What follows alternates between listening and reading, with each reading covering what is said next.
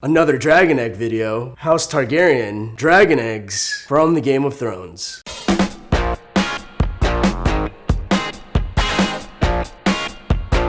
Hey guys, Replica from Get Crafty, and today I'm going to show you guys how to make these 3 dragon eggs inspired by the Game of Thrones.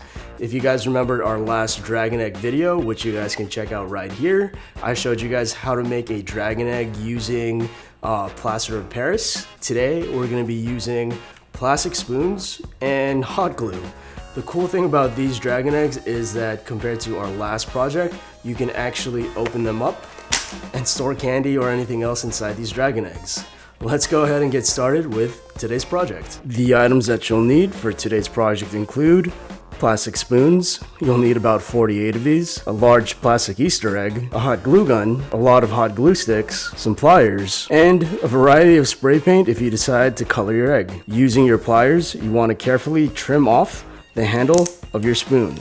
If there are any sharp points on your spoon scale, you're just going to use your pliers to trim those off.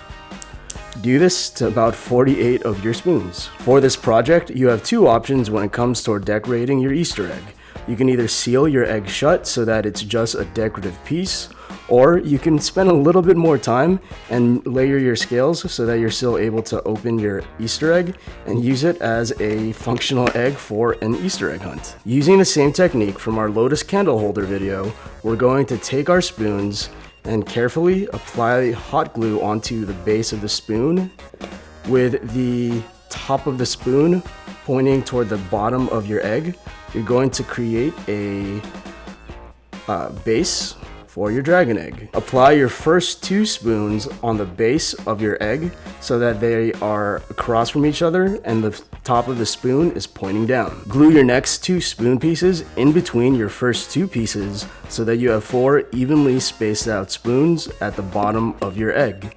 If you plan to have it so that your egg can still open, make sure you only glue your 2 spoons on one shell and not on the second shell, and have it so that it's slightly elevated so that your first shell can actually click into the other shell. After you've glued your first 4 spoons, glue your next 4 so that you have a total of 8 evenly spread out spoons at the base of your egg. Using the same technique that we used to create our Lotus candle holders, you're going to take your next 8 spoons and glue them in between your first set of 8.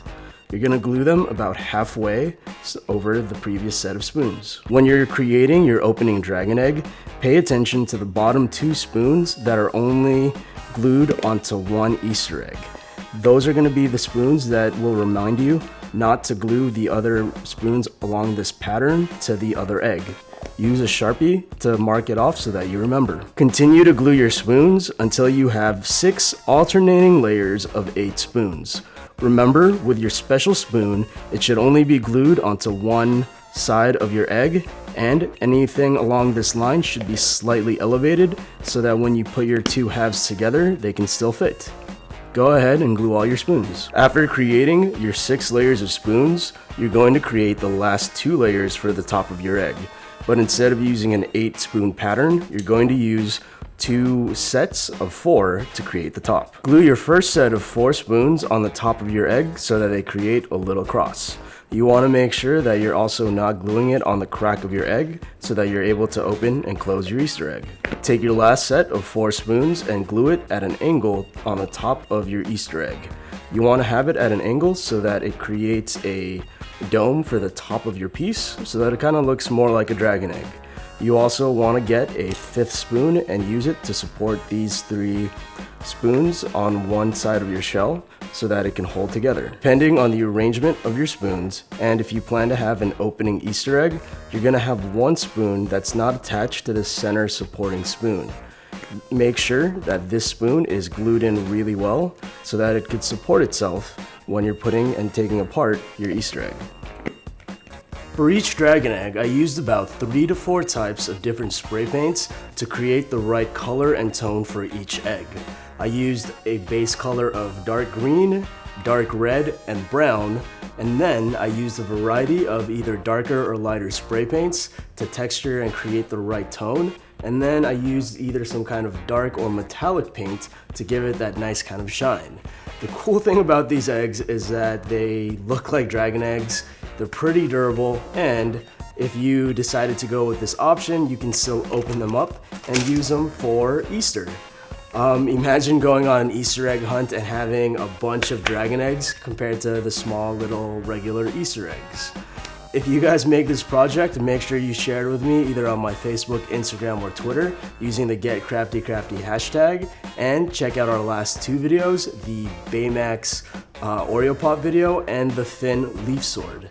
Also, I'm going to announce the winner of the Super Mario mushroom container, and that is Siah Choi. I'm sorry if I'm butchering your name, but you are the winner of the Super Mario Mushroom Model Magic container. Make sure you guys check your YouTube inbox so that I can contact you guys and mail this cool little container to you. Last thing, lately I've been doing a lot of giveaways and you guys have been really awesome at participating, so I'm going to give away all 3 of my dragon eggs. All you guys have to do is subscribe to the channel, like this video, and in the comment section below, tell me about your favorite mythical creature. I like the dragon because I'm the year of the dragon and dragons are pretty cool. So let me know in the comment section below what's your favorite mythical creature, and in the next few weeks or so I'm gonna announce who the 3 winners are and mail these out to you guys. Thanks again for watching, come back next time, and hopefully you guys had fun making this project. Take care.